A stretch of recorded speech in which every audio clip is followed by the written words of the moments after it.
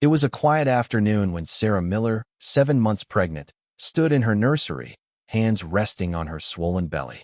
The room smelled of fresh paint and hope, with a tiny crib in the corner, lovingly assembled by her and her husband, James, just days before. Outside, the sky was heavy with clouds, casting a sluggish, gray light over their suburban home. Sarah's back ached, her ankles were puffy, but she smiled, folding a stack of baby onesies. Then came the knock, 3 sharp, aggressive raps that shattered the peace. Sarah froze.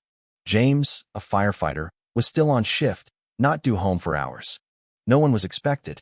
Another knock, louder, impatient. Through the peephole, she saw 2 men in dark uniforms, walkie-talkies clipped to their shoulders, badges glinting, one holding a clipboard, the other a phone, already recording.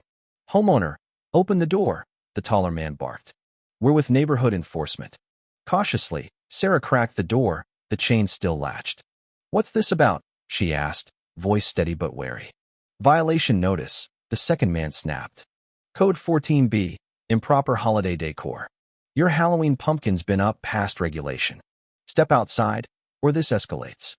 Sarah blinked, incredulous. "A pumpkin? You're serious?" The taller man leaned closer, his boot nudging the door. "HOA rules. Noncompliance means fines. Step out now." Her hand instinctively shielded her belly. "My husband will handle this when he's home. Please leave." The man's boot jammed the door frame, stopping it cold.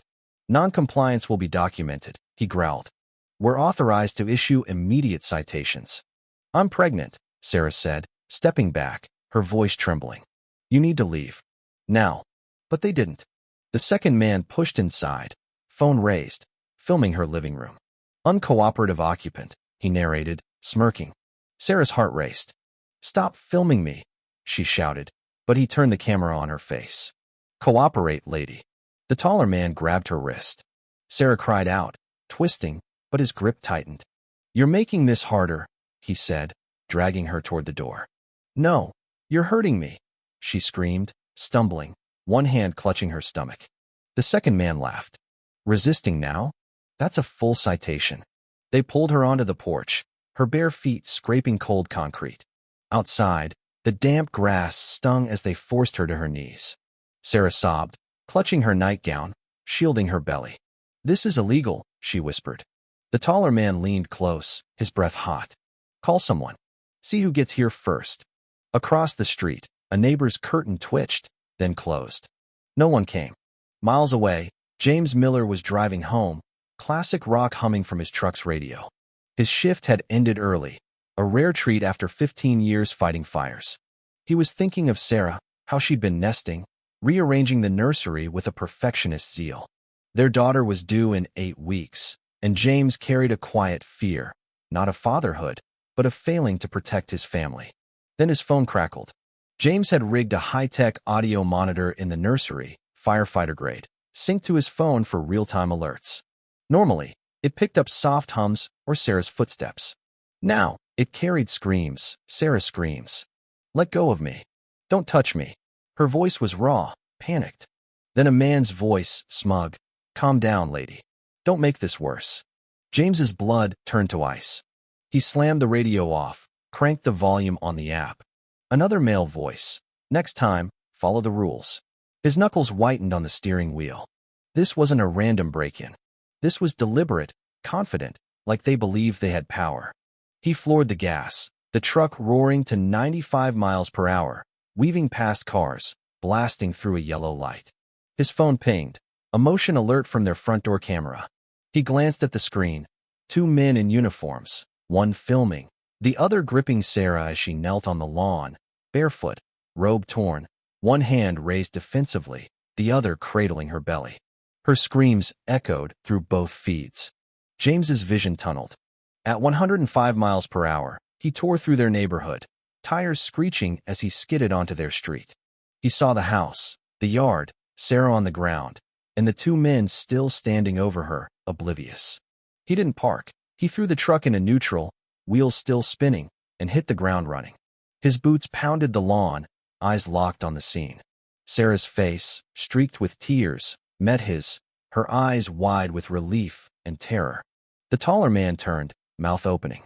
"Sir, you need to." James's fist crashed into his jaw, a sickening crack echoing. The man's phone flew, and he crumpled, blood pooling from his nose. The second man froze, hand fumbling for a fake baton, but James was on him, tackling him to the ground with bone-rattling force. "Please, we didn't," the man stammered, but James pinned him, knee in his back, zip-tying his wrists with emergency ties from his pocket. He dragged the first man back, flipping him over, kneeling on his chest. "You touched my wife," James said, voice low, lethal.